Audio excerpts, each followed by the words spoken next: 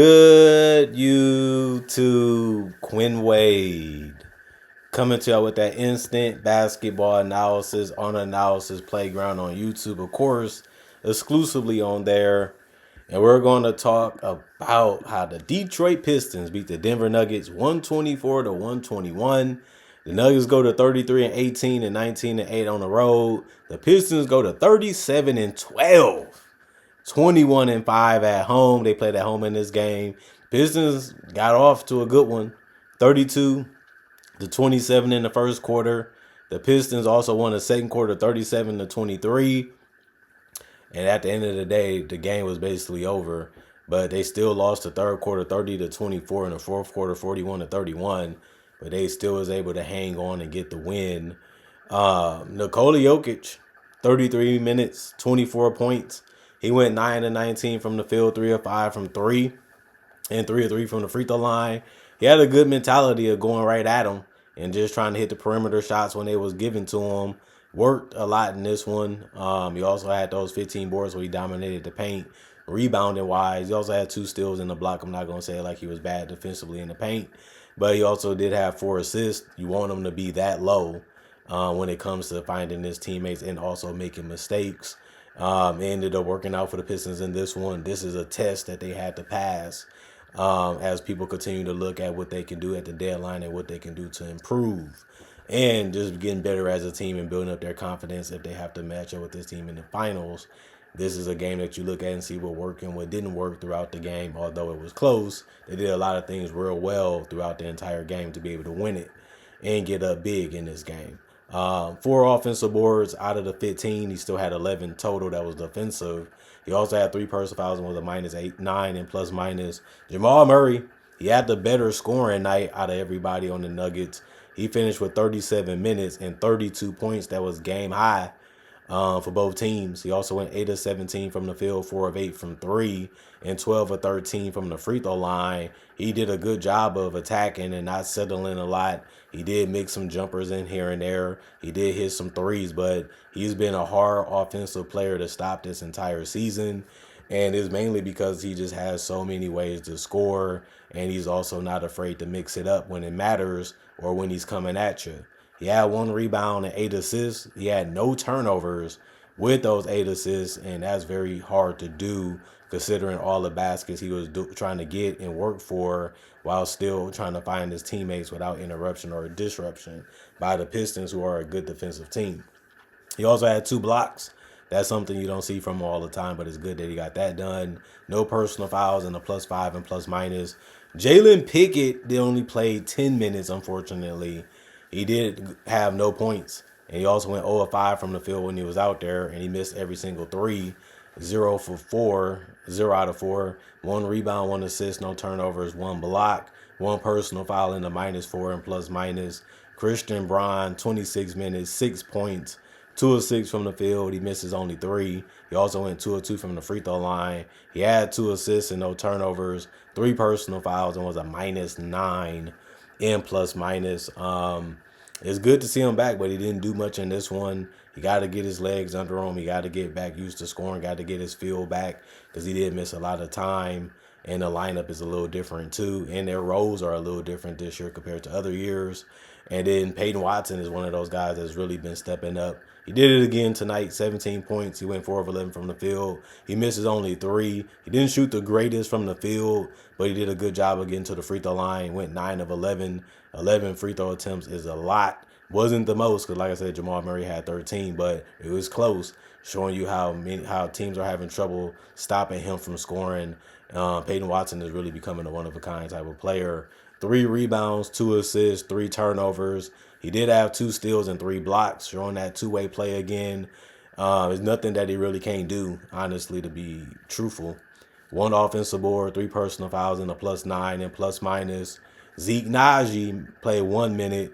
He also had zeros all across the board. He had 1 personal foul and was a -4 and plus minus. Jonas Valanciunas played 22 minutes. He went and got 11 points. He made every single shot from the field, going 4 for 4 and 3 of 5 from the free throw line. He did have 11 rebounds. That ended up being a double-double for him. He also had an assist and a turnover, a steal, and 3 blocks. You don't really see Jonas getting that many blocks in the game. They kept coming at him. He wasn't afraid of going back at him, and they ended up working. He got a little roughed up, and he was roughing up somebody in this game too. 4 offensive boards, 4 personal fouls, and a plus 16 in plus minus. Tim Hardaway Jr. 28 minutes, 6 points. He went 1 of 7 from the field, 1 of 4 from three, and 3 of 4 from the free throw line. He missed too many shots in this one. He's been having some low points these last couple of weeks, and this was another one. He did have 2 rebounds, no turnovers, 2 personal fouls, was a -9 and plus minus. Bruce Brown been stepping up a little bit lately. He played 23 minutes and had 10 points. He went 3 of 5 from the field. He made a three again, 1 of 3 though, and he did go 3 of 3 from the free throw line. You know he's going to be cutting in, trying to get to that paint and get those easy opportunities as much as he can, even if you got to go to the free throw line to get them. He also had 2 rebounds, 2 steals, 1 offensive rebound, 3 personal fouls, and a -9 and plus minus. Julian Strawther, 23 minutes, 15 points. The 15 points was the most off the bench. He went 6 of 9 from the field, 1 of 4 from three, and 2 of 2 from the free throw line to get it. He's just another good wing that can shoot, that can drive, and that can play off of Jokic and Murray. And they have a bunch of guys that can do that. And their bench play really well. And being able to do that at a high level, because the Pistons have a lot of them too. 8 rebounds, 2 assists, 1 turnover, 2 offensive rebound, no personal foul, and a -1 in plus minus. And then you look at the Detroit Pistons. Everybody was able to get in double figures in the starting lineup in points. Tobias Harris, 34 minutes, 11 points. He missed a lot of ones that he can make on the regular. Not so much tonight. He went 4 of 13 from the field. He did go 2 of 4 from three and 1 of 1 from the free throw line. He still has 6 rebounds, 3 assists, and 2 turnovers. He also had 1 offensive board and 3 personal fouls, and was a +3 in plus minus. Duncan Robinson played 25 minutes. He was a bucket. And this one, 20 points, 7 of 12 from the field, 6 of 9 from three. He had 3 rebounds, 2 assists, and a turnover. 1 offensive rebound, 4 personal fouls, and was a -1 in plus minus. Just had good looks all game and was able to find ways to get open to be able to knock him down. And once he got open, he did that all game, even in the fourth quarter. Jalen Duren, you know he's fast, you know he's quick, and you know what he wants to do. The question is, are you ready for it? 31 minutes, 19 points, 13 boards, a double-double. 6 of 10 from the field, 7 of 8 from the free throw line, 1 assist, 1 turnover, 1 steal, 4 offensive rebounds, 1 personal foul, and a 0 in plus minus. Cade Cunningham, 38 minutes, 29 points. That ended up being the most on the team. He went 9 of 19 from the field, 2 of 6 from three, and 9 of 11 from the free throw line. He's tough, man. He's very physical. He's going to take the open looks. He's going to create good looks. It's just, can he knock him down efficiently? That's the only thing that you have to worry about, Cade. You know you're going to get the ball. You know he's going to have a big impact on the game. You know he's going to compete and communicate. There's not much he doesn't do as a basketball player or as a leader. That's why he's one of the best players in the league, because he just understands how to play the game at the right way. And he knows how to make his teammate feel good and look good and do good. 2 rebounds, 10 assists, so a double-double. Came 1 point away from being 30 and 10. He also had 5 turnovers and a steal. He almost fouled out. But, you know, team's going to continue to go at him for that reason. If you can get Cade off the court, that's a blessing in disguise for you. +11 and plus minus. Asor Thompson, 24 minutes, 10 points. He was 5 of 9 from the field. He had 6 rebounds, 3 assists. He had 2 steals and 1 block. 2 offensive boards, 1 personal foul, and a +9 and plus minus. Good defense from him. And, of course, he was able to score the easy opportunities that was there for him. Isaiah Stewart got into a little bit of a brawl, but he played 23 minutes. That was the most off the bench. He had 11 points. He did get a block.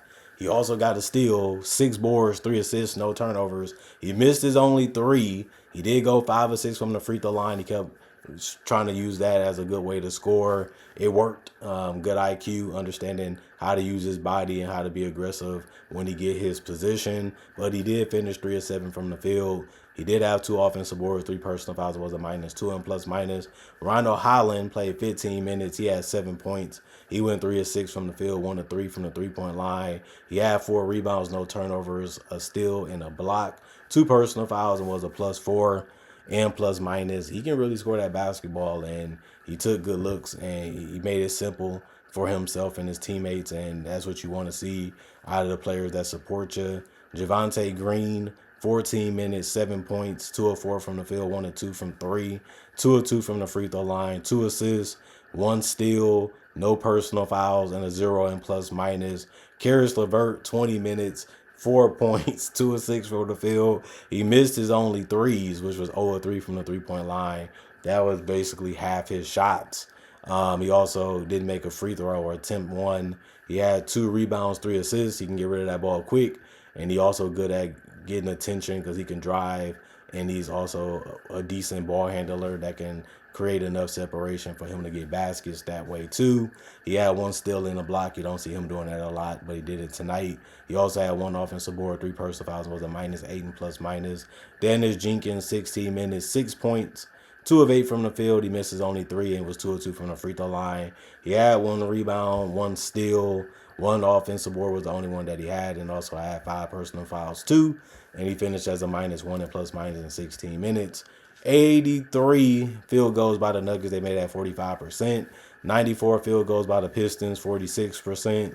30 3-pointers for the Nuggets, 33%. 29 threes by the Pistons, 41%. And then 30 free throws, 87% from the Pistons. 43 free throws from the Nuggets. They shot 86%, but they did shoot 13 more free throws than the Pistons. And it still didn't matter because they ended up losing. Both teams had 43 rebounds.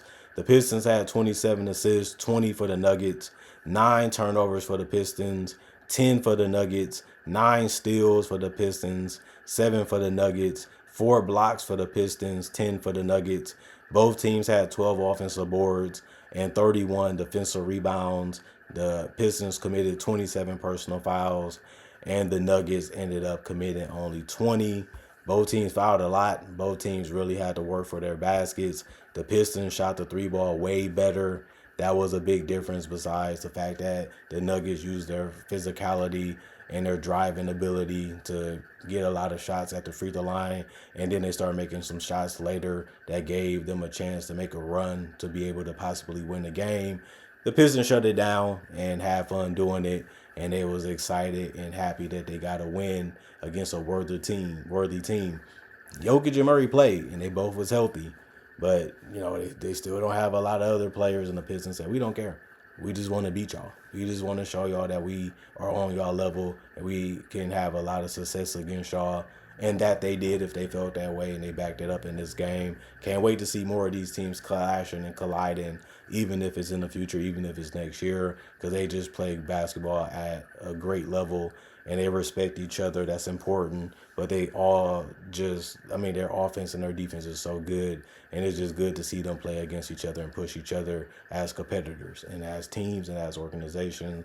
And it's just a great game to watch and see as a fan of the game of basketball. Comment, like, subscribe, share, hit that notification bell to get that analysis when it first come out. Also, y'all stay blessed up, y'all stay good, peace, and I'll see y'all later today, hopefully with more analysis.